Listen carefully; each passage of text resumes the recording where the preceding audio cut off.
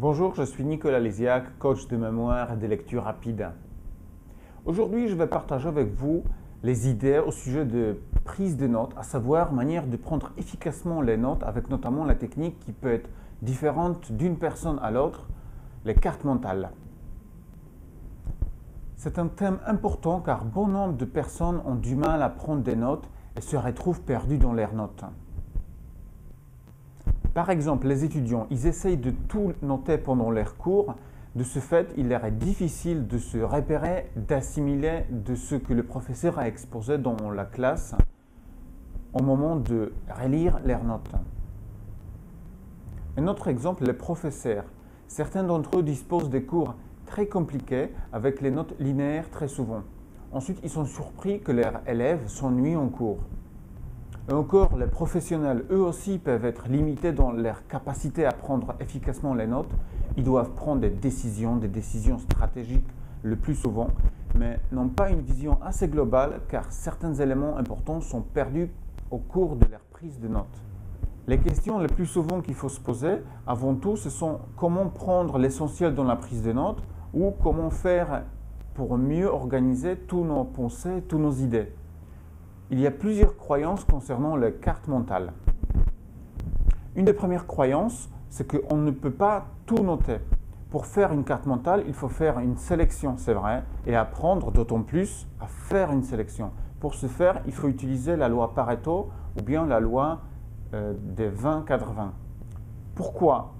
On a besoin de noter ce qui est vraiment essentiel en écrivant uniquement les mots-clés. Ça, c'est assez important. Cela permettra de gagner 50 voire 80% de temps de plus.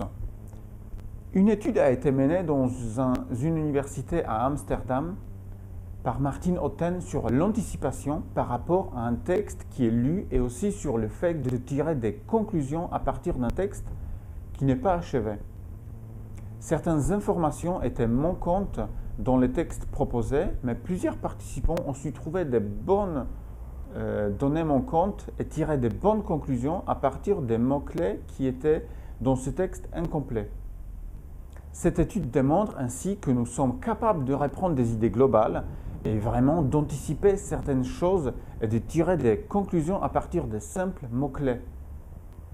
Le cerveau humain est intelligent et comme vous êtes intelligent, vous êtes donc capable de tirer des bonnes conclusions à partir des mots-clés tout simplement. Quand vous réorganisez une carte mentale, il faut détecter les informations principales qui permettront de créer la suite logique. Regardons maintenant ensemble une autre croyance. Une carte mentale est difficile à apprendre. Je vais vous d'abord poser une question. Qu'avez-vous appris sans l'avoir travaillé ? Est-ce que votre permis de conduire, vous l'avez obtenu sans travailler ? Est-ce que vous avez appris une langue étrangère sans travailler ? À mon avis, tout est question de travail. Je pense que tout simplement, c'est une question de motivation. Notre cerveau est capable d'apprendre plein de choses. Il suffit de changer les habitudes de prise de notes. Il est vrai qu'il faut s'entraîner, passer à l'action et ensuite s'améliorer. C'est la seule façon et la meilleure des manières d'ailleurs d'apprendre les cartes mentales. Évidemment, il y a plusieurs critères pour constituer une bonne carte mentale. Il suffit tout simplement de les suivre. Voyons maintenant une troisième croyance. Les autres ne pourront pas profiter de ma carte mentale. Alors écoutez, cela dépend entièrement de vous. Si vous ne souhaitez pas, ils ne pourront pas en profiter, mais si vous décidez autrement, ils pourront le faire. Vous pouvez aussi prendre des notes avec les autres personnes ou pour les autres personnes, pour ce que ce soit lisible pour tout. Si vous prenez des notes uniquement avec vos associations, vous serez les seules personnes à pouvoir s'en servir. Il n'en tient qu'à vous. Vous pouvez également faire les cartes mentales avec les autres personnes. À ce moment-là, elles pourront s'en servir. Et voici une quatrième croyance. Il n'y a pas d'ordre dans une carte mentale. Toutes les informations sont notées sur une seule feuille. Cela implique que vous aurez un point de vue global de toutes vos idées avec les mots-clés et les informations essentielles. La carte mentale peut donc être synthétisée sur une seule feuille. C'est un point très important. Pour constituer une carte mentale, il y a un ordre qui est simple et très précis. On part d'une idée globale pour aller vers le détail. Bien sûr, on commence toujours en haut à droite et on continue dans le sens des aiguilles d'une montre. Il faut donc respecter minutieusement cet ordre précis. Chaque idée a ensuite sa propre branche. Je souhaiterais également aborder quelques faits au sujet des cartes mentales.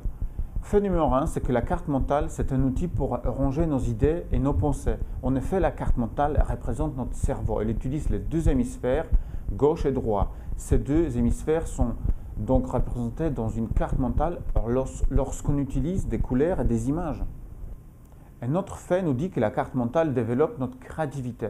Eh bien oui, c'est vrai, elle permet en fait de prendre du recul, de chercher des associations par rapport à un sujet donné. Elle permet aussi de faire un brainstorming pendant les réunions.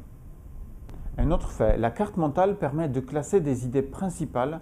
Elle permet de rassembler toutes les idées et de voir beaucoup plus clair dans nos pensées car nous avons une idée globale de vue d'ensemble. En tout cas, c'est mon avis personnel. Je voudrais aussi connaître le vôtre. Laissez-moi le commentaire en dessous de cette vidéo.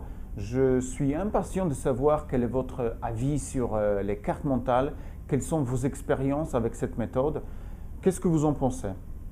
Merci et à bientôt.